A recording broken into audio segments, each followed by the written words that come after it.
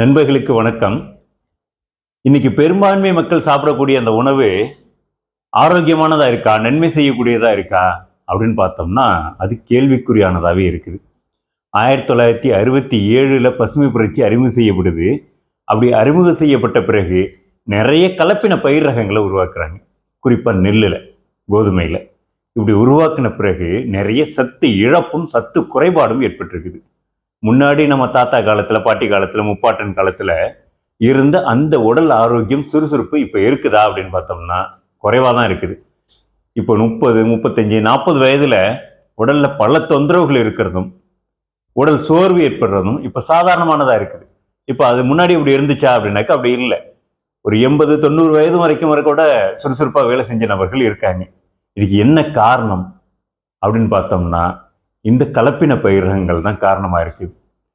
Indian council for agriculture research, Indian வேளாண் ஆராய்ச்சி குழு, இதுதான் இந்தியாவில் இருக்கக்கூடிய எல்லா வேளாண்மை பல்கலைக்கழகங்களையும், கல்லூரிகளையும், வேளாண் ஆராய்ச்சி நிலையங்களையும் கட்டுப்படுத்தக்கூடிய ஒரு உயரிய அமைப்பு.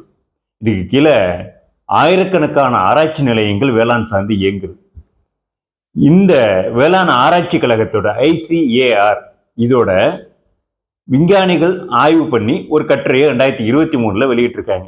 இதில் அவங்க என்ன சொல்றாங்க அப்படின்னாக்க, இந்த கலப்பின பயிர் ரகங்கள் அறிமுகம் செஞ்ச பிறகு உணவுல இருக்கக்கூடிய சத்துக்கள் 45% குறைந்திருக்கிறதா சொல்றாங்க. அதாவது பாரம்பரிய பயிர் ரகங்கள்ல என்ன சத்துக்கள் இருந்ததோ அதுல ஒரு 45% குறைஞ்சு போச்சு.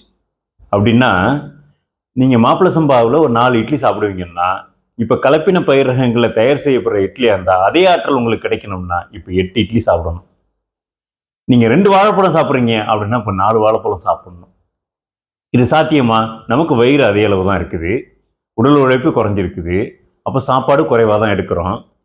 அப்படிங்கும்போது உணவை அதிகப்படுத்துறதுக்கான சாத்தியமே இல்லை. அதிகப்படுத்தணும்னா உடல் சோர்வு மந்தம் இன்னும் அதிகமாகும். அதிகமாக சாப்பிட்டதோட விளைவா உணவு குறைவாக தான் எடுக்க முடியும், உணவு அதிகப்படுத்த முடியாது. அந்த குறைவான உணவுல ஆற்றல் அதிகமாக கிடைக்கணும். அப்படிதான் நம்ம பாரம்பரிய பயிர் ரகங்கள்ல ஆற்றல் கிடைச்சிட்டு இருந்துச்சு.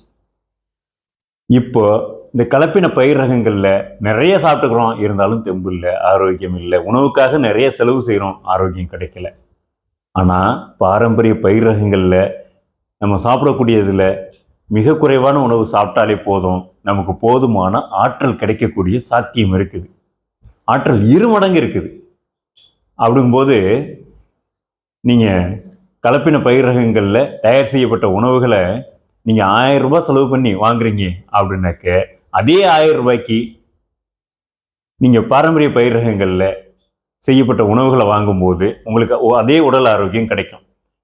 அங்கே 1 கிலோ கிடைக்குது, இங்கே வெறும் 1/2 கிலோ கிடைக்குது அதே விலைக்கு. அப்படின்னாலும் உங்களுக்கு உடல் ஆரோக்கியம் தக்க வைக்கப்படுது, அதே உடல் ஆரோக்கியம் கிடைக்குது.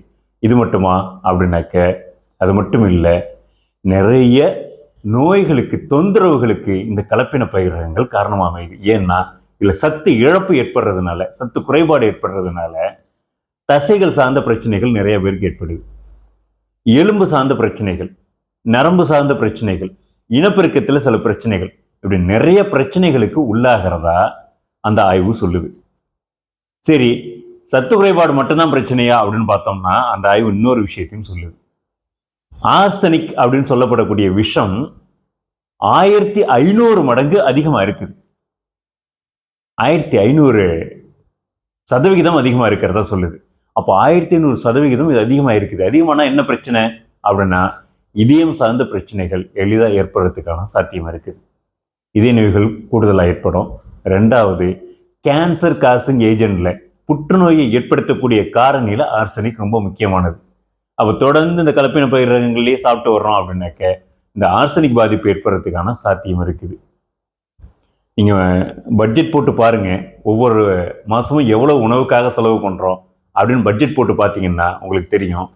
அதே அளவு உணவை நீங்கள் மார்க்கெட்டில் பாரம்பரிய பயிர் ரகங்கள் கொண்டு தயார் செய்யப்பட்டதில்லை, அதில் பாதி அளவு வாங்கினாக்க உங்கள் உடலுக்கு தேவையான ஆரோக்கியம் கிடைச்சிடும். அப்போ எவ்வளோ ரூபா செலவாகுது அப்படிங்கிறதெல்லாம் நீங்கள் ஒப்பிட்டு பார்க்கும்போது உணவுக்காக, நல்ல தரமான உணவுக்காக செலவு செய்யக்கூடியது அப்படிங்கிறது பெருந்தொகையாக இருக்காது. மருத்துவமனைக்காக செலவு செய்யக்கூடிய தொகை எவ்வளோ பெரிய தொகை. அப்படி கம்பேர் பண்ணும்போது இதுக்காக செலவு செய்யக்கூடியது அப்படிங்கிறது மிக சொற்பமான தொகையாக தான் இருக்கும். அதனால தான் நல்ல உணவை மக்களுக்கு கொண்டு போய் சேர்க்கணும் அப்படிங்கிற வேலையை அகவலி முன்னெடுத்து கடந்த கிட்டத்தட்ட ஒரு 4 ஆண்டுகளாக அந்த வேலையை செஞ்சுக்கிட்டு வருது. இதில் பாரம்பரிய பயிர் ரகங்களை மட்டுமே சந்தைப்படுத்துறது அப்படிங்கிறதுல உறுதி எடுத்திருக்கோம். அதில் தயார் செய்யப்பட்ட பொருட்களை மட்டுமே சந்தைப்படுத்துறதையும் செய்கிறோம். அதனால் எது நல்ல உணவு அப்படிங்கிறத தேர்ந்தெடுக்கிறதுக்கான ஒரு வாய்ப்பும் சாத்தியமும் நம்ம கையில் இருக்குது. நல்லது. வணக்கம்.